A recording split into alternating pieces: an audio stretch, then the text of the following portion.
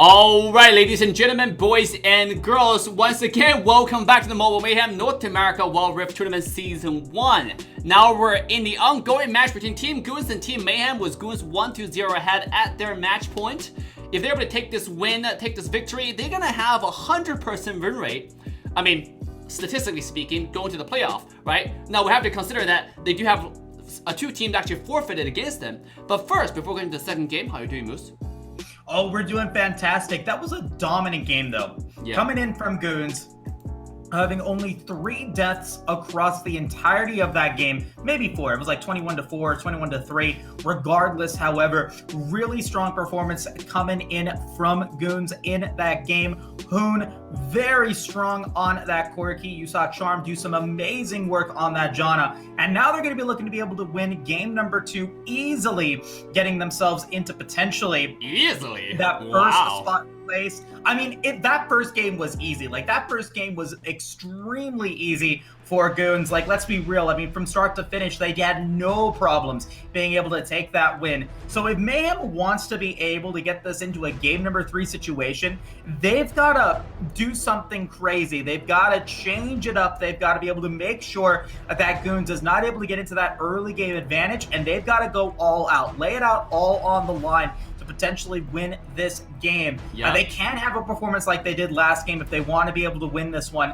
And we're going to find out whether or not Goons is going to be able to get this into a 2-0, or will Mayhem be able to mix it up? Will they be able to get themselves into a game 3 situation? But right now, with the way that Goons was able to play in game 1, man, I don't know what Mayhem is going to be able to do, but they got to switch something up. I mean, when I talk to Hoon behind the scene, their team is not positioned to be NA number 1. Their team is positioned to be the world number 1. They're ready to go to the Worlds. I mean, this is not just few players getting together and get their, socks off. They're trying to actually play pro, represent the region, and be the pride of there are a lot of competition here in North America. This is the team that actually took Tribe like they're playing against, actually entry-level players.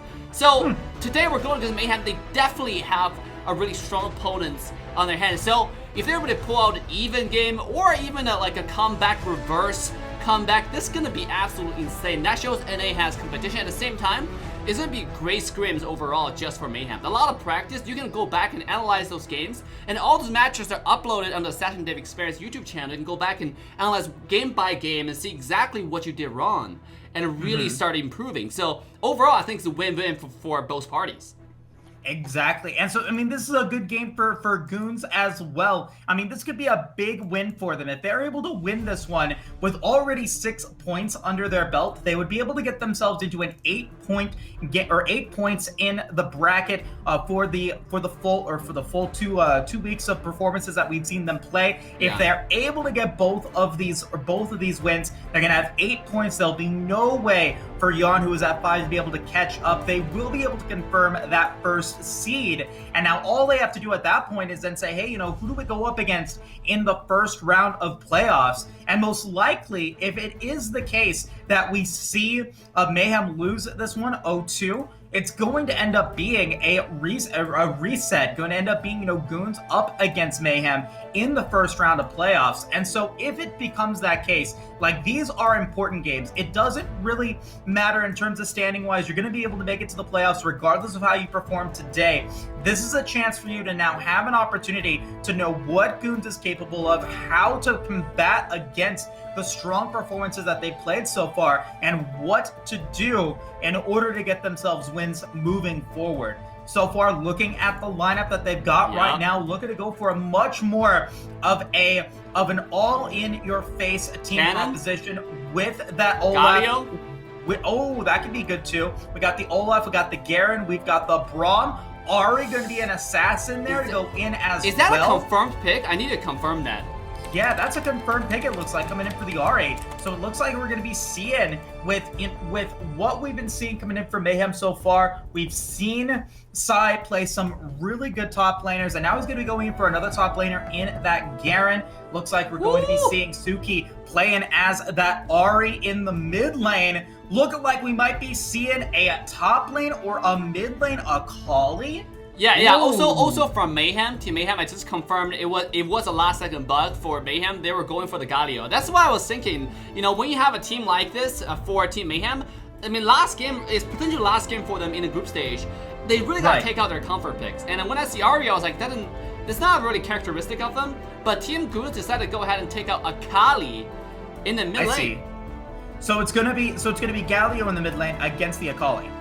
Yeah, is it gonna be Galio versus Akali mid? Because I mean, I don't expect Goons to be on. I mean, Hoon to be on the Malphite in the mid lane. That's just not. No, I don't expect that. That's not gonna happen. You know, anything can happen. Anything can happen. You True. never know. True. Yeah, I mean, like we're in know. 21st. We're in the 21st century, 2021 right now. Like Bitcoin just dropped 50% of its portfolio in like a few months. So yeah, absolutely. Everything is possible. So we got ourselves, I think, you know, an idea of what's going to happen bottom lane. It's going to be Charm playing as that Rakan. It looks like we're going to be seeing a Gume game playing as that Kai'Sa. So Kai'Sa, Rakan, I think, you know, also a really stable lane. There's a lot of shielding that's available, a lot of movement around the lane, so the Rakan's able to dodge some of those Mystic shots. Braum's a stun as well to be able to get away from Braum if he does end up landing L auto attack, does end up potentially trying to go for that stun.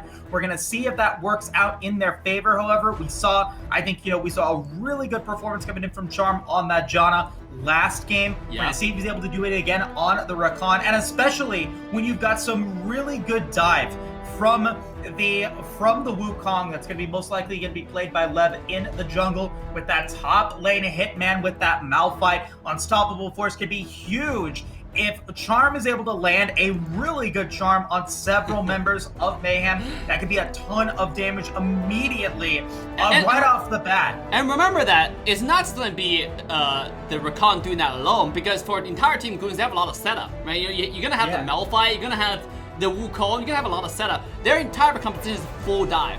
That means it allows them zero mistake. If Malphite and Wukong is not able to land effective ultimates, or Rakan, it's gonna make it really awkward for Akali to find those engages. And especially if Akali is not able to snowball. So entire Goons team, I would say it's a snowball heavy competition, where Mayhem, if you look at their competition, does allow them quite a bit of mistakes. You got a really tanky Baron laners. I mean, not saying Malphite is not tanky, but Mayhem jungler is the Olaf with the Ragnarok, making the immune to quad control, the Galio in the mid lane that combos with Olaf when Olaf engages.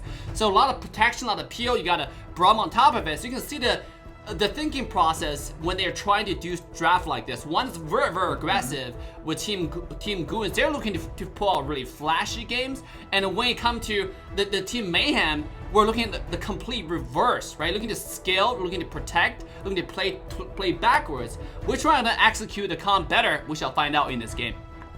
Yeah, exactly. I mean, you hit the nail on the head. It's all about execution, really. Who's going to be able to execute this fight better? Who's going to be able to perform better in these laning phases to be able to get their teams, especially these ADCs, off to a good start? Both Gume playing as that Kai'Sa and Soju on that Ezreal, they need a little bit of time to ramp up. So it's going to be up to Khan and Charm to be able to work really, really well in the early game to be able to get their ADCs into a good position. You would love to see some ganks coming in from either Leb or Kodo to potentially get their bottom lane into an early start. And it looks like both junglers making the decision to start off top side, wanting to be able to go for those ganks bottom lane. I think that that's going to be really big. Whoever gets the gank first, whoever gets the gank better in the bottom lane could potentially decide the outcome of this contest. Yeah. But, I mean, they're rotating to the same side. Oh, engage on the bottom lane, a little bit of poke. Overall, it's pretty peaceful. You pointed out absolutely correctly right here, because both jungler have the exact same jungle pathing. I mean, I'm talking about mirroring jungle paths, not exactly the same. One started red, one started blue. But they're going to meet towards the bottom river scuttler. So we might potentially see a really aggressive early game. But then, at the same time, if you look at the entire Mayhem, they're trying to play defensive. I mean, they do have Braum, so the early game is strong, but is Braum going to rotate to the river? Right now, we're seeing the entire bottom side from Goon just pressuring their opponent under tower right now. Exactly, and we already see the priority from that is going to be able to get Lev into a position to be able to get the Scuttle Crab bottom lane, which does mean that Goons does win out in that bottom engage, but it does look like we might be seeing an engage on a Hitman, though. Hitman gonna get ignited in the top lane. Does he survive? Yep. Barely survives in the top lane side, though, is going to be able to force the back out of Hitman. So that is at least something for Mayhem in the early game, but they do not want to lose anyone just yet. Looks like we could potentially be seeing another engage topside as well. Maybe. Nope. With Hitman gone, it does mean that Kodo is going to be able to get that Scuttlecraft. Yeah. It also means that Lev is going to be able to go for those drugs fairly easily as well. So nothing too crazy happening there, but a crucial ignite, I think, and a crucial engage coming in from the top lane, as we do get a little bit of a fight coming in bottom lane as well. Soju wanting to get some damage onto Charm. Not going to be able to get the kill, but, I mean, so far, back and forth battle, it is going to be the red team in a little bit of a gold lead at this point in the contest. It all boils down to whether or not they're going to be able to keep it. I mean, at this point, Mayhem would just love to be able to continue to keep this going. They don't want to give Goons any early kills just yet. Let the Ezreal get fed. Let the Galio get himself some tankiness so that once Soju gets himself into that second item, once he gets that Manamune, once he is able to get himself that early damage, or that damage moving into the mid game, it can be huge for them moving forward into those team fights. Yep. And I'm going to issue my predictions right now. For Team Mayhem, they really got to rely on Sirento on the Garen to carry this game. Because, I was predicting double River Scholar, seeing how the bottom lane responded. But topside, Sirento is absolutely, winning the lane right now. He's doing so well against Hitman, one of the best top Baron laners in the entire North America region. So, if Team Mayhem want to have a chance, the open window have to come from the top side, have to come from the Garen. Garen have to out-rotate the Malphite over there and able to give the team more advantage, because I don't see the bottom side open up advantage anytime soon. I don't see the mid lane winning either. So it's all on you, Sirento. Exactly, but I mean, also at the other end of that coin, like, Hitman playing as that Malphite, he's not too far behind the Garen just yet. Only about 2,000, 3,000, or not 2,000, 200, 300 gold behind at this point. I mean, when you're playing as the Malphite, when you have yourself that really good team fight combination available with the Wukong, you want to just be able to get into an even game moving into the team fight stage. And we already see Hitman coming through. A team fight is going to come in. He's going to be able to get the knockup. So much damage coming through. It's going to be Wukong drawing first blood onto the Olaf, looking to be able to get some more. Rakan going to get the kill onto the Galio. A lot of damage coming in on a Mayhem. Chaotic team fight side. The only member of the blue team alive, and the team fight already. The pressure is there. No one going down. What an amazing unstoppable force, followed up by that Cyclone coming in from Leb. The Charm coming in from Charm's Rakan, getting everyone clumped together. Perfectly executed coming in from Goons, moving into the mid game with a huge advantage. I mean, let's take a look at a replay, see exactly what happened. For entire Mayhem, they have a competition that is more kite back and forth, the more poke, because they do have the Israel that is more skilled into the late game. I don't know why they're rushing this early game teamfight so much. They should have been going back and forth. You saw in that teamfight, they just get charmed, right? I mean, they're grouping up all together, and on top of it, Garen used the ultimate on Rakan. They got the kill on Rakan, but at what cost? You gotta really save that ultimate for key targets like Gume, like Hoon, or like Latmon. You gotta save your ult. It's early game. If you're able to get a kill enemy jungler, it's such a good advantage. Help your team to secure this objective so much better. So again, the pressure is on Sirento to carry the team, but at the same time, it is maybe too much pressure at this point. I mean, I think that Hitman won the laning phase, like, outright. The fact that unfortunately that Psy was unable to get that kill with that Ignite onto the Malphite early on really put the red team into a good situation, as we do get a little bit of damage coming in. Looks like the Rift Herald going to be the next target now for Goons to go for. They don't want a repeat of what happened last time. But all 5 members of Mayhem are here. They want to be able to try to contest this one. Is this the right choice? I don't know if it's the right choice right now. As we get another unstoppable force is going to come through. The Charm is going to come in again. The Wombo combo is there. It's going to be Soju going down. A red team double kill as he gets a triple kill now. Going to take down Suki and an ace. a double kill for Hoon, a triple kill coming in from Lev, and now they're gonna push forward, going to get the tower, they're gonna get the Rift Herald, and another disastrous team fight for Mayhem. Once again, I'm gonna go back to my point. I'm gonna repeat my point over and over again. I mean, Mayhem, if they want to have a chance, they gotta understand the win condition for their composition. They're not playing to the win condition to their composition. They're forced a team fight against a composition that is much better at team fighting. You know, like, how are you gonna win those games? They're just getting wombo comboed back and forth right now, like getting Malphite ulted, Wukong ulted, and also, for those who didn't know, knockup in Wall Rift is the highest order of crowd control. You cannot cleanse that. You cannot use anything. You cannot use QSS. You cannot get away from it. When you get knocked up, you take the full length, full duration of the crowd control. So, and then that, if you look at the entire team of Goons, they have 2 of those. I mean, they have 3 of those. I'm so sorry. Malphite's knockup, Rakan's knockup, Wukong's knockup, and we're gonna do that twice. So it's 4 times of knockup bottom side. Oh, another team fight gonna come through. The Cyclone coming in, knocking them up yet again. Nothing that Mayhem can do. It's gonna be Goons just steamrolling throughout the game even further. I mean, Dave, this looks like it's just gonna be another just, you know, demolishing victory right now for Goons. 11 kills to 1. And that's, I mean, you hit the nail on the head as Suki. It looks like to trying to be going after that knockup. More? Not going to be able to survive, going to go down. True Shot Barrage is going to come through, but not going to be able to deal much of anything damage-wise. And they're going to go back in again. Brom's going to get the knockup. The Charm is there. Going to be able to get the kill onto Sai, and now wants the kill even further. Another one going to go down.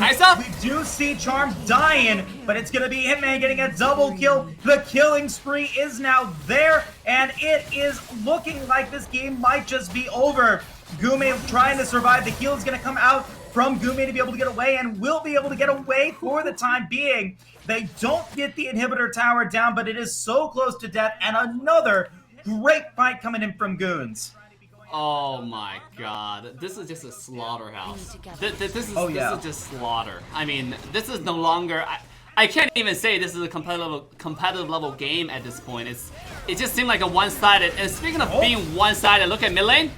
Oh, they do get potentially the kill on to Hoon. They do at least get something there. Hitman, though, has the teleport. Going to be able to get the knockup. Everyone clumped together. They're going to get the charge and the knockup again. It's going to be Wukong going unstoppable, and they want some more damage. They're going to look to get Kodo next. It is going to be a Charm going down with the knockup coming in from Suki, going to land onto the Wukong, but it's not going to be enough. Lev is still alive, and now the unstoppable force. Suki will die. It's going to be a triple kill coming in from Gume as they get another ace. Yes, they get the kill onto Charm. Yes, they get the kill onto Hoon. But at the end of the day, another 5 kills for Goons. They're going to be able to get the second dragon of the game on top of potentially being able to get Baron as well. Oh my goodness. Like, I mean, what can I say? Goons is too good.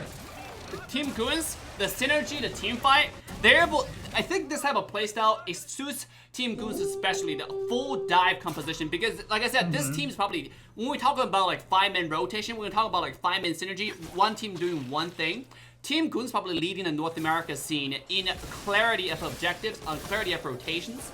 And this is exactly the, I mean, this is a composition that fits their character, right? Wherever they go as 5-man, wherever they engage, you see wombo combo over and over again. That's exactly what the composition does. Rakan ultimate on top of Malphite's ult, on top of Wukong's ult. You just can't do anything. We see multiple team fights where Consort on the Braum not able to use ult just at all. Just getting his CC chain and exploding the tank in person. Speaking of that, another team fight gonna come through. Braum is gonna go down, can't even use his ultimate. He'll go down along with everyone else. It's gonna be a godlike Wukong. Ezreal does get the kill onto Charm, but again, another successful team fight coming in for Goon. Soju very close to death. Gonna be able to try to get away, but Gume wants the kill. Kathy and Ray gonna be able to get that minions down. Looks like Soju might be able to get out of it. No, gonna get seeing Hitman. Fine time. Kill 3 to be able to get away, but no! It's gonna be the Void Seeker gonna land from Gume, trying to be able to get away, barely alive! Gonna die, it'll be a rampage coming in for Hitman. Gume gonna try to survive. No, will go down, so it will be a kill coming in for Sai, going to be able to get the kill on to Gume, using that ignite, using that spin to win, to be able to get themselves something, but another fight going to come through. Lev is going to try to get out of that one, using that clone. Charm with the save, going to be able to get the shield. Lev is going to be able to survive, and the blue team, Mayhem, at least being able to get themselves a kill onto the ADC, but unfortunately, now behind by 15,000 gold. Yeah, it's just not gonna change too much. A little kills here and there is now able to turn. It just cannot be turned into any objectives, and that's the biggest part. When you get kills, it's not gonna be a 2 to 3 kill all at once, so you can get 1 or 2 towers, get some standing gold on the map, get some objectives like the Baron. Because that's gonna be the turnaround team fights. But if you cannot do that, if all you get is able to pick off 1 kill, thanks to a just elongated team fight, that's not gonna help you that much. Because you can see that entire team Mayhem was low at the end of the team fight, so they can't siege any objectives. And then once again, Braum can use ult this time. Here we go.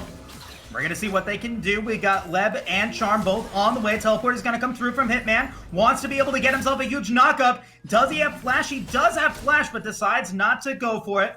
Going to let the disengage happen. But now, with all 5 members of Goons there, they might be looking to go for Baron. We'll see if that is going to be the case. It's going to be Hitman going to be caught out on his own, but that might just be the play. Hero's Ender's going to come through, going to get a knockup onto several members of Goons, but unfortunately the wallet is just too strong. It's a double kill onto Hoon as they look for more. Hitman gonna go unstoppable side, extremely close to death. Leb with the Nimbus strike, gonna be able to go legendary onto side. Suke the Galio going to be the only member of Mayhem alive, and it is not going to be enough. It will end up being the bottom inhibitor going down, and they might just be able to take this win as well. They're gonna be looking to go for the tower. They've got the tower damage coming through. The Nexus is now down to 2,500 health, 2,000. They want the win, and they will get the win. Congratulations to Goons. Another exquisite, dominating performance against Mayhem.